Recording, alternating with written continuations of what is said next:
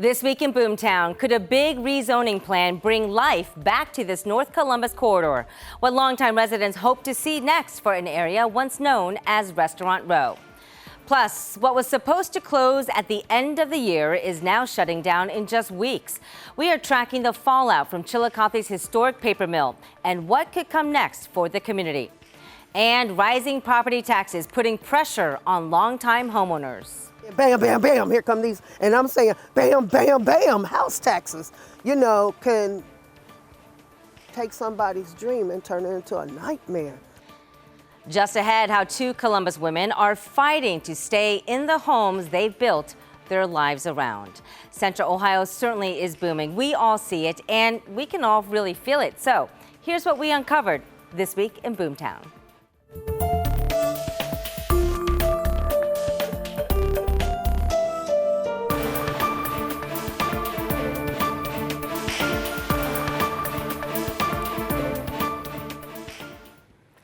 Thanks so much for joining us for This Week in Boomtown. I'm Angela Ann. We have a lot to get to this week, so let's start with some new developments. One of the world's largest indoor pickleball facilities is set to open this fall in Columbus. Just take a look at this. It is a whopping 125,000 square foot building with 38 indoor courts. It'll have a two-story restaurant, golf simulators, and even instant video replays. Match Point is set to open October 1st. In Delaware, City Council this week held its first reading on a plan to build a new hockey arena for the Columbus Blue Jackets minor league club. The Ohio AAA Blue Jackets is asking Council to approve and build an ice arena at a pavilion at Sawmill Parkway and State U.S. Route 42. Right now, that area is just farmland. Over to Dublin, some big changes are coming to Darry Fields. The city is planning major upgrades to the sports complex. So we're talking new turf, better lighting, and more restrooms. Families will also see new playgrounds, scoreboards, and some shade to boost the game day experience. There is also huge news for Columbus's southeast side. This week, the state announced more than $2 million to help clean up and redevelop the Eastland Mall area. So the Department of Development says the grant will help demolish 8 dilapidated buildings on the former Eastland Mall property. That site will be cleared and cleaned up to meet health standards and turn it into housing. This is all part of Columbus's plan. Even the mayor told us 2 months ago that he wants to see it thrive. I've been purposeful and intentional about investing in neighbors and neighborhoods that had been left out or left behind. And I think what you're seeing with Linden, the Hilltop, and now Eastland is a realization of the dreams and the priorities of the people of those neighborhoods. And now to Fayette County. People there celebrated a milestone moment this week and a new chapter in healthcare. This groundbreaking marks the start of construction on a new 65,000 square foot hospital in Washington Courthouse. It's designed to meet the growing healthcare needs in that area with 25 critical beds and advanced technology. The new Adina Fayette Medical Center is slated to open in 2027. And finally, a big investment here rolling into Sunbury. Ohashi Technica is putting more than $11 million into expanding its auto parts facility. The supplier will add 20,000 square feet of production space and create 20 new jobs. Construction is already underway and expected to wrap up by the end of this year. Well, some new development going up in Boomtown this week. These are images of a groundbreaking for 27 new homes in Columbus. They're being built all across King Lincoln, Old Town East, and Southern Orchards. So Flores Development is transforming these vacant lots in those neighborhoods into modern 4-bedroom homes. It's all part of a broader goal to address the region's housing crisis. Now, in Delaware County, the City Planning Commission this week unanimously approved the first phase of development for this major housing project here. This is called the Reserve at Northbourne. Just look at this. It is an apartment development with nearly 360 units. More than 1,100 new homes are also planned across the site, including apartments, single-family homes, and ranch-style units. Well, in Columbus, a major new apartment community is coming to the southeast side. It's called Vista Residential Partners. It has broken ground on Greenway Vista, located right on Shannon Road near Rickenbacker Airport. So this right here, it is a $1 billion project. And it's expected to help meet rising housing demand as job growth surges in the area. This includes Anduril's new defense manufacturing facility just 10 miles away. Also in Delaware, the Mill on Flax development is now open on the city's east side. It is a mixed-use housing that spans 5 acres right off East Central Street, and this is right along the Olentangy River. The property is currently accepting applications for studios, 1-bedroom and 2-bedroom apartments. Well, with more housing, we are also hearing how that is making property taxes really go up for some people, especially the elderly. And many of them are saying that they are being priced right out of their homes. 10 TV's Tara Jabor spoke with the Franklin County Auditor to find a solution in helping you lower your taxes. Sherry Smith has called this house home since 2000, and she dreams of staying forever. But skyrocketing property taxes are threatening to push her out. Bam, bam, bam, house taxes, can take somebody's dream and turn it into a nightmare. Back in 2000, she paid about $300 every 6 months for property taxes. Now that number has almost doubled, and she's struggling to keep up. For me, on a fixed income, Social Security, very low Social Security, for me, that's a real big challenge. Smith isn't alone. Deborah Suber owns a home in East Columbus and has seen her taxes double. When I moved in there in 2010, that I was paying like $800 every 6 months. It's now today, as of yesterday, I got a bill, it's $1,500. Suber says that she's on a fixed income and says it's hard to budget for the future when she doesn't know how much higher her taxes will get. It just doesn't seem fair to the citizens here in the Columbus area that you would not consider, the elderly. You almost price us out of our home.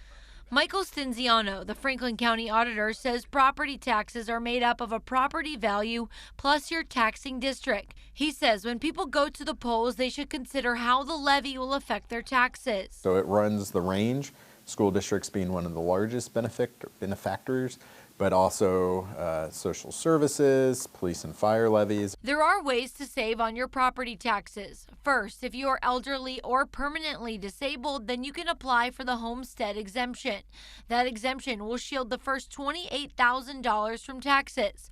Also, if you think the market value of your property is not correct, then you can go to the Franklin County Board of Revision and complain. You have to bring evidence that your property value is lower than estimated. Smith says she hopes that she can keep her home and live out her dream without having to decide between a roof over her head and food on her kitchen table. We're seniors and we really want to have a better life at the end of life. We don't want to be struggling and trying to decide if we're going to eat a meal today or we're going to have to save that $10 to put towards the tax money we owe. Reporting in Columbus, Tara Jabor, 10 TV News. Tara, thank you. Certainly a story we are hearing more often as this region booms. Well, this week, Columbus City Council approved plans to rezone the Northland neighborhood. It's right here in North Columbus, and probably you've driven it a few times yourself. This is really the first step in the city's efforts to change its zoning code after more than 70 years. So what this means is the addition of more businesses and housing in a neighborhood that is easier to walk to places or maybe hop on a bus. 10 TV's Doug Petcash explains what this really means for people in that community. Jack Trott has lived in the Northland neighborhood for 45 years. A lot of nice people, relatives, a lot of friends in the area. He remembers when this stretch of State Route 161, Dublin-Granville Road in North Columbus, had more choices. It used to be called Restaurant Row. Used to have 20 really nice restaurants. Now they're all gone. What would you like to see?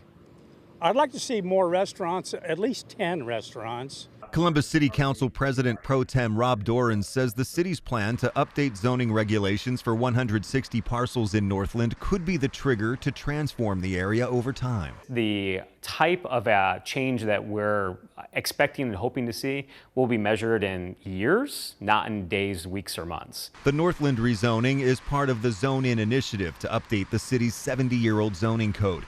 The plan is to create more housing to meet the growing need and more walkable neighborhoods with easier access to public transit. Our new zoning code takes a different approach, a much more modern approach where residential and commercial can actually coexist together. Rezoning the parcels on 161 to mixed use will allow developers to build up taller buildings could have retail and restaurants on ground level and apartments above. We're not talking about anything crazy. We're talking about being able to have 4 or 5 or 6 stories in some of these areas, which really matters when we talk about building additional housing in Columbus. Pat Hamill with the Northland Community Council says the council and other local organizations asked the city to include Northland in the zone-in program. Over the next 10 to 20 years, the opportunities that it is going to provide, both for people who are already here and people who are coming here, is very exciting to think about. Jack Trott is cautiously optimistic the rezoning will bring back at least some of the good old days. Maybe down the road.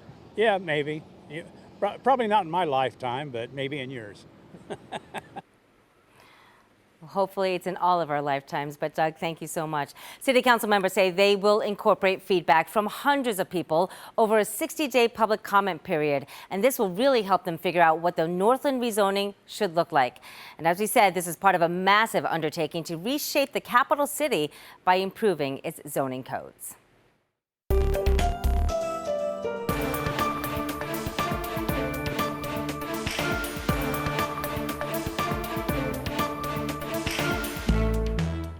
All right, let's talk some tech now. Google is doubling down on Central Ohio, this time spending $63 million to buy nearly 85 acres of land in New Albany.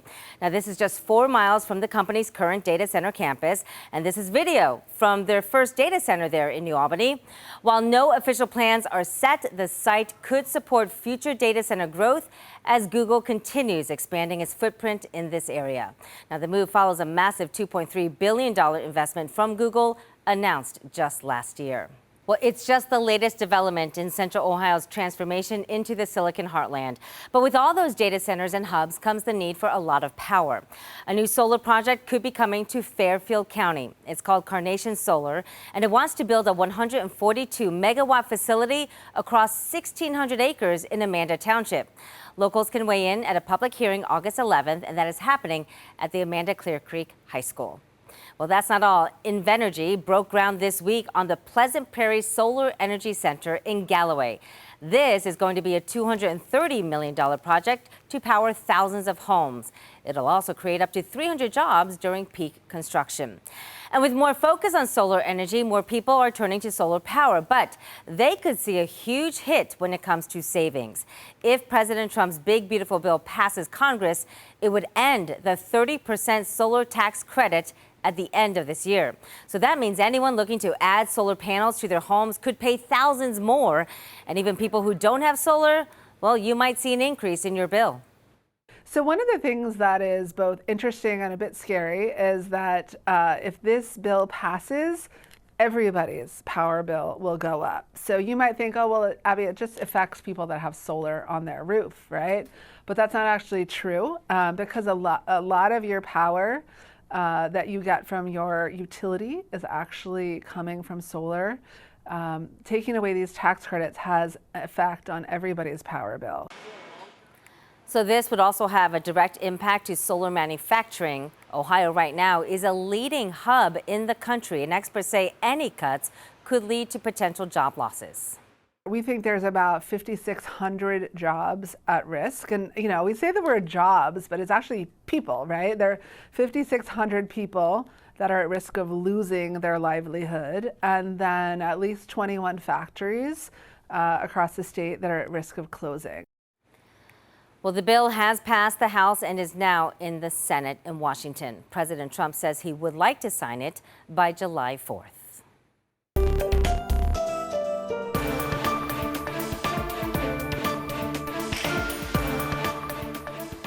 We have a big update in Boomtown about the Pixel paper mill closure in Chilikothy. This week we learned there is now an official closing date, and it's a lot earlier than the end of the year as promised before. The company filed notice that it will now close its doors on August 10th. Earlier this week, Governor Mike DeWine said he was still looking for a new buyer for the plant, given the 800 jobs that are on the line. The paper mill has been a staple in Chilikothy for more than 200 years. When news of its closing first came out in April, Ohio leaders announced they had worked with the mill's owners to save it. I'm confident that this mill will not only survive next year, but for the next 200 years in this community. What they did today is is not something that they did out of generosity, or the kindness of their heart. They did it because they were pressured to do so. Well, since that announcement, we learned that Senators Marino and Husted worked with other leaders like Governor Mike DeWine to try to identify potential buyers, but they were unable to do so. There is now a resource center for employees to help them figure out their next steps as Chilikothy loses a major employer. This resource center is at the Chilikothy and Ross County Public Library Annex right there on South Paint Street. Workers can get help with resumes, training opportunities, and access to computers. The state also plans to host a job fair later this month.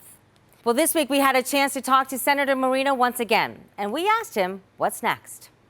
What we were able to do, working very cooperatively with the private equity company, is to have them transfer the asset to total community control for nominal value, call it $1, and then make certain that the entire site is clean of environmental damage and cover any repurposing, demolition that may be necessary. So they're going to basically hand the community this very valuable asset, and the community then can spend the time to make certain that they find the right next user for the next 200 years. So that community control is key.